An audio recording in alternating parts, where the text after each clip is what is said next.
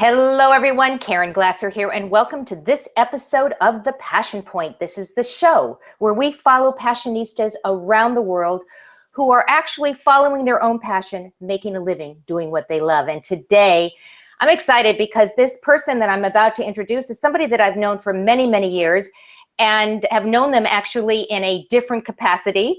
So it's kind of fun to be able to be chatting with him now as he comes on the show. Now, our guest for today is Bruce Ferber. Bruce Ferber is an Emmy and Golden Globe-nominated comedy writer and producer whose credits include, get this, Bosom Buddies, Growing Pains, Sabrina, The Teenage Witch, Coach, and Home Improvement. I'm sure you've heard of some of those shows where he served as executive producer and showrunner. In addition to being recognized by the Television Academy, his work has received the People's Choice Award, the Kids' Choice, and Environmental Media Awards. He's all over. He's all over everywhere, and he's with us today, so excited. And when he left that industry, he decided to follow his passion of writing. And his first novel, Elevating Overman, is now in its second printing and was recently released on audiobook, which was recorded by Jason Alexander and is now being developed for the big screen. How cool is that? And just this last month, he released a second novel, Cascade Falls, and we're going to be talking about that today. And it's put him right back on the nationwide tour. Bruce is traveling all over the country right now. And so he's traveling right now to the internet to be with us. So welcome, Bruce Ferber, to The Passion Point. How are you this morning? I'm great, Caren. Thank you for having me on your show.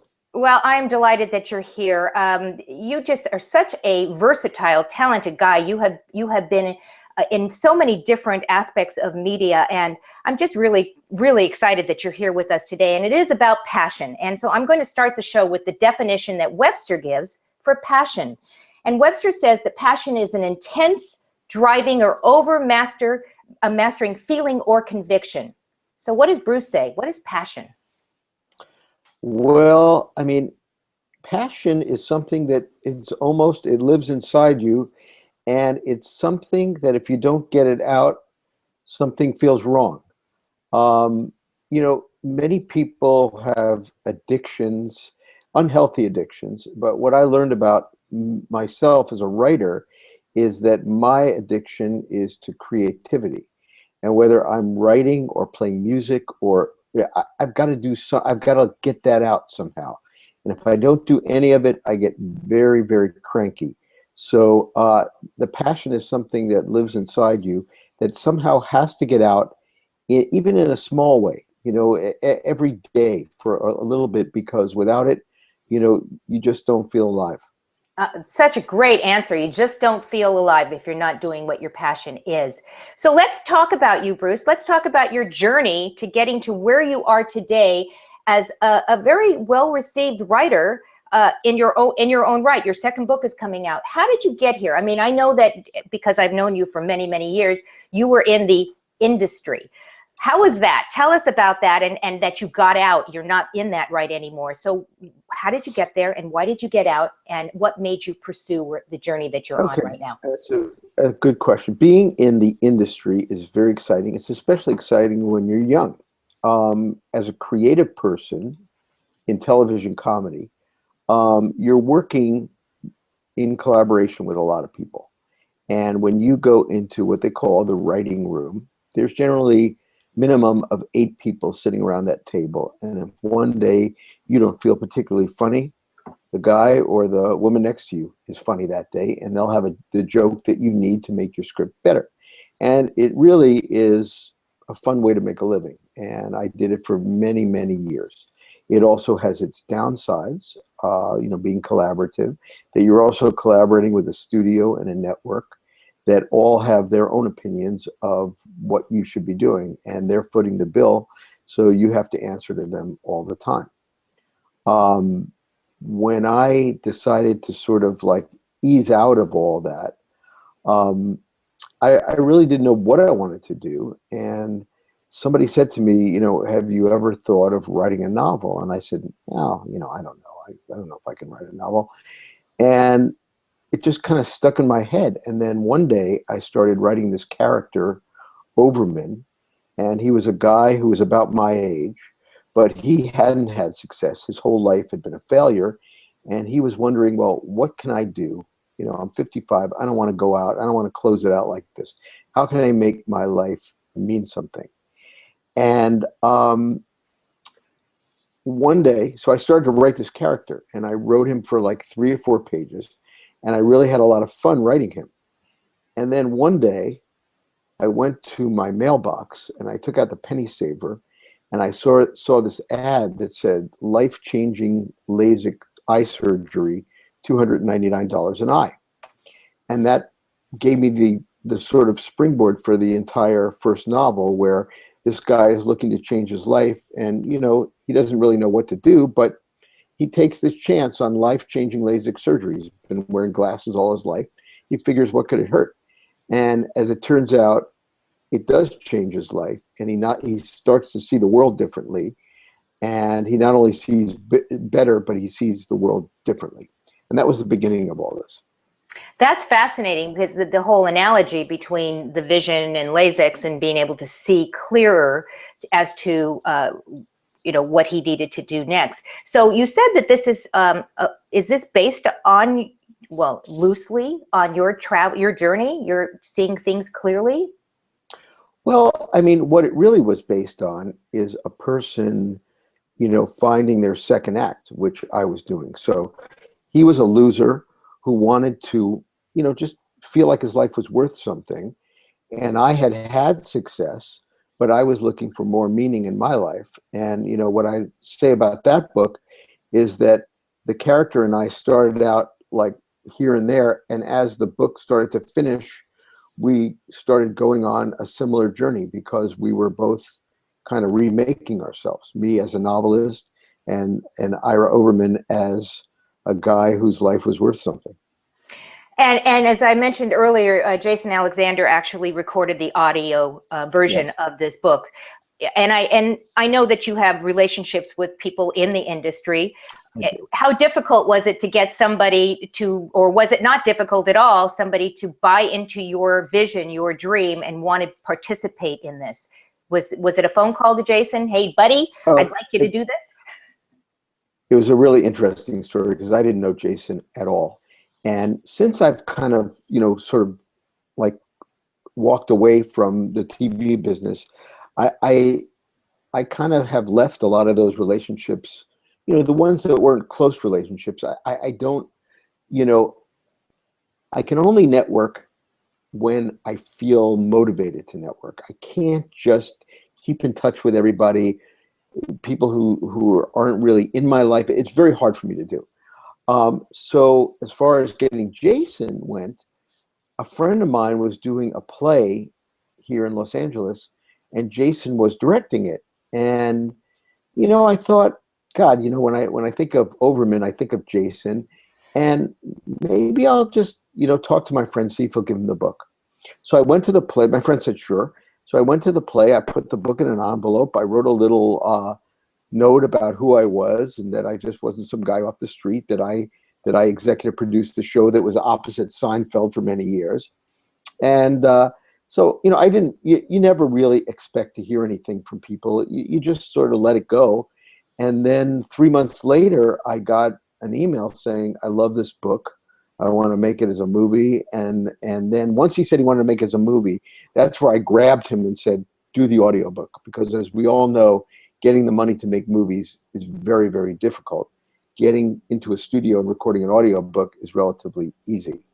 And because he liked it so much, he said, sure. That's very exciting. I think it's exciting. I'm excited for you, and I'm excited that where this is going. And now you've got your new novel out. It just came out last month in March, Cascade Falls. And let's talk a little bit about that. Where did that come from? And what is the story behind it? And then ultimately, how will people be able to go out and purchase this book? Okay. Well, Cascade Falls, where it all started, it started in many, many different places. Cascade Falls in the book is it's the name of a planned resort community in that has golf courses, palm trees, pools, spas, and it's like a tropical resort. but it's in the middle of the desert outside of Phoenix, with a place with no water, which struck me as it was a place that I visited every holiday season to see my in-laws who had bought a place down there. And I would go there year after year, and I thought, you know, there's something fascinating about all this. There's something fascinating about creating Florida in Arizona. You know, it's the illusion of that there really is water there. So that was in the back of my mind. And then somewhere along the line, I was Googling around, and, you know, this should be pretty interesting to you. Something propelled me to Google, what percentage of Americans hate what they do for a living? And the answer was staggering. You know, do you have any idea what that percentage is? I'm sure it's like probably 80%, right? It's 80%, right around 80%. Wow, good guess. I was thinking Yeah. Pareto rule, you know, 80-20 rule. You got it. So I started to think, you know, I was thinking about, you know, and I was also reading articles about the American dream and how much harder it is for young people today to, you know, everybody kind of seems to buy into it, but it's pretty hard to realize that dream. You know, the house, the family, the mortgage. And so I started to think, well, if you're miserable 40 plus hours a week, how do you live any kind of dream? And so, and how does hating what you do and not following your passion affect your family and your relationships? You know, which is not to say that everybody in the world can make a living doing their passion, but you still have to find a way to get it out there. So anyway, this was all the fodder for this book. And you know, it's all about relationships and what not following your passion does to people. And so it's really relevant to your show. So this book centers on a 40-year-old couple, Danny and Maya, who have 2 young kids. He's trying to be a writer in LA. She's trying to be an artist, and they're not making it. So what they do is they go and move to Arizona, where Danny's father is the biggest home developer in Phoenix, building all these planned communities, and Danny is going to be a salesman for his father. And he hates selling, he hates Arizona, and he hates these planned communities, but he's sucking it up. Why? Because he wants to take care of his family. But it eats at him, it gnaws at him, and it does something to him that makes him want to disassociate, because he feels that he's not really doing well at his job.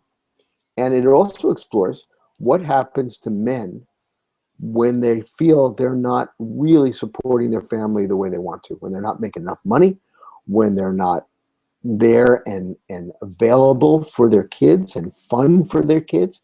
And it's really a lot of really, you know, relevant and interesting stuff. So that was my motivation to delve into this. I am so looking forward to reading it. I have the book. It's sitting on my coffee table, and I'm going to be reading it. And it brings to mind, I mean, we both have kids that are hitting, if they haven't already, hit 30. And Right. what you said is so true. You know, that our kids, the kids of today, even though it's a wonderful dream to think that they're going to have what their parents had, Right. probably are not going to have what their parents had. It's just not attainable in this economy, in this world that we live in today. And I'm not sure it's a good or a bad thing. I'm not even making a judgment on that. But I know how difficult it is for my 30-year-old son to just find a job that's a full-time job because of the world that we live in. Fortunately for us, and I know you have raised your kids the same way, is to appreciate what you have, not always strive to have what other people have. But it's a challenge. So how do you deal with that with your own kids?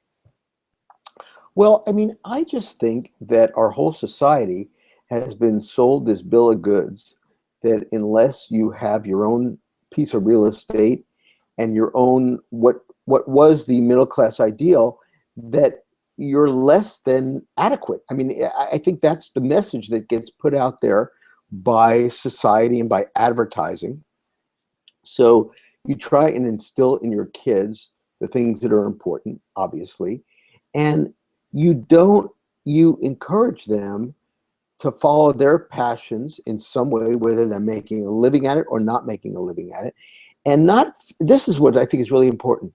don't feel bad if you're not fitting into that box that everybody says you should fit into, you know, because the box is becoming unreal.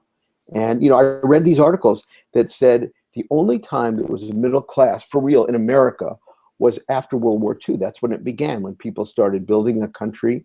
And that was the beginning of like Levittown and the suburbs and all this stuff. But now we're at a place where we take all of this for granted. Like, of course, we have to have this.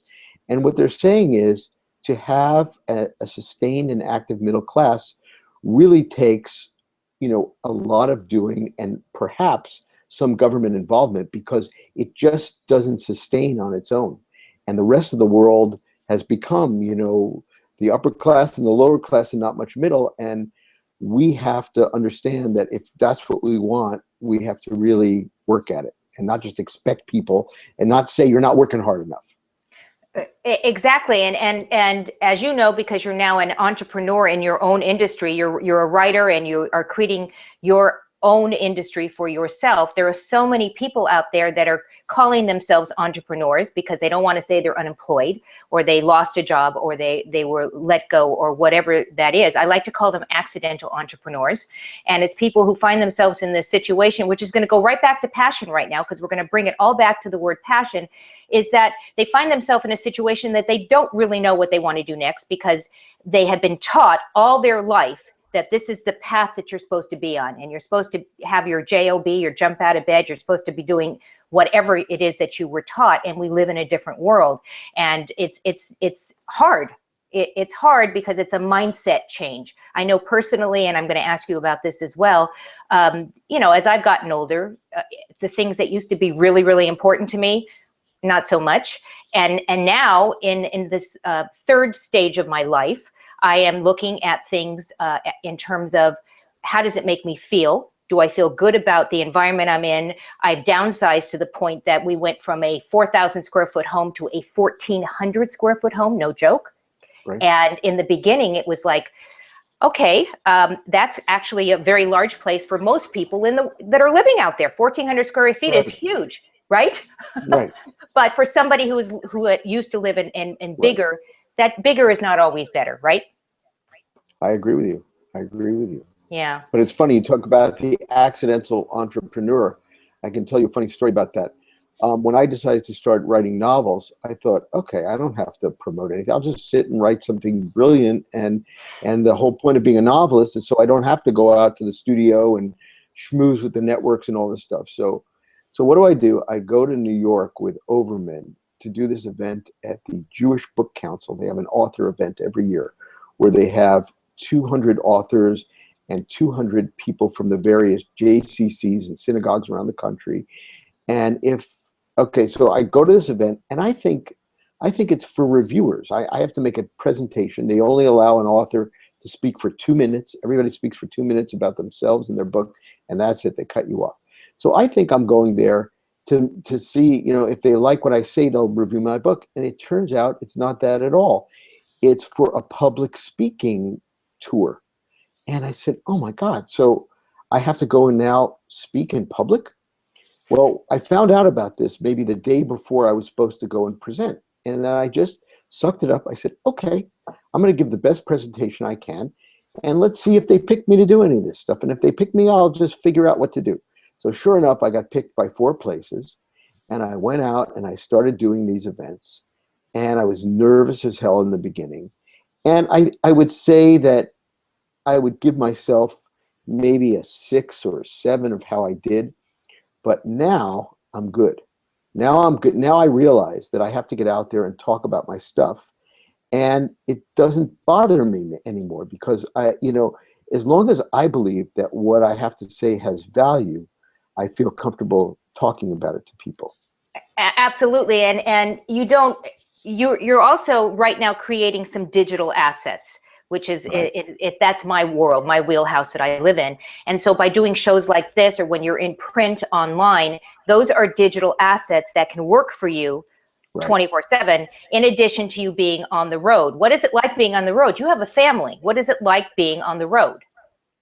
Well, my kids are grown, so it's just me and my wife. And when I'm on the road, It's just like on the weekend, and it's really actually so good for me, and it's good for both of us because what happens is when I'm writing, we're home a lot together. She retired from her job, and we spend a lot of time together. So it's really good as a couple to have separate experiences and then come together and talk about what you did and how did it go in Prescott, Arizona. I was just there this weekend, so I come back and I tell her all about the event, and it's great. And so it's not like I'm on the roads 365 days a year. That would be different. But if they want to invite me, I consider it. Okay, you heard it here first, folks. He'll consider it. And I know that you're going to be up in Northern California in Corte Madera at, is it Paradise Bookstore? It's at Book Passage, Book Passage, which I'm told is one of the best bookstores around. They have really big people there. I don't know that many people up in the Northern California area, but I can promise whoever shows up, it'll be a good time.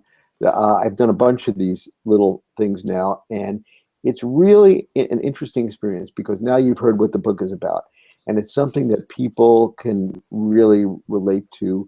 A lot of times people ask me, well, how is it different writing a novel than writing for television? And we talk about that. And then what I find is really interesting in these public places is that the minute one person asks a question, then everybody starts to feel comfortable, and it really becomes fun. It sounds awesome, and you're going to be up here May 9th, correct? May 9th. What May time? 9th. 4 o'clock. 4 o'clock. So for the people that are listening to this right now, and they know that May 9th is right around the corner, put it on your calendar. I'm going to try to get out there and see you as well, and show support as well. It is a beautiful bookstore, by the way, an absolutely beautiful bookstore. You will enjoy it. And if people want to go and buy your book, they can wait till May 9th, or they can go on Amazon, right? Barnes and Noble. Amazon, Barnes and Noble, anywhere. And it's also in stores, so they can get it actually in a brick and mortar bookstore if they so choose. And also this weekend, I'm going to be in Annapolis, Maryland. If you have anybody in your network in Annapolis, I will be there at the Annapolis Book Festival. Oh, very cool. I'm writing notes. I will definitely put that out there as well. And we want to make sure that people go and visit your website, bruceferber.com, and check out all the cool things. .net. bruceferber.net. Yes, if you go to .com, you can buy insurance. But if you go to .net, you can learn about me and my book. Go to .net then, bruceferber.net. Check out the site and check out the reviews. Tim Allen did a review and all sorts of really cool things. And just go out and meet Bruce. He's awesome. He's totally awesome. Before we leave, I'm going to talk about one more thing, and that is I love quotes. I love quotations. I love things that get me going in the morning. This week's quote is, "Purpose may point you in the right direction, but it's passion that propels you," and that's by Travis McAshan. He's an entrepreneur and web strategist. I just love that quote. Is there a quote or quotes that you happen to like that is motivating and inspiring that our listeners might want to hear about? Wow, that's a good question. There is no quote at the moment that is motivating my passion, but I don't know, there are quotes that kind of motivate.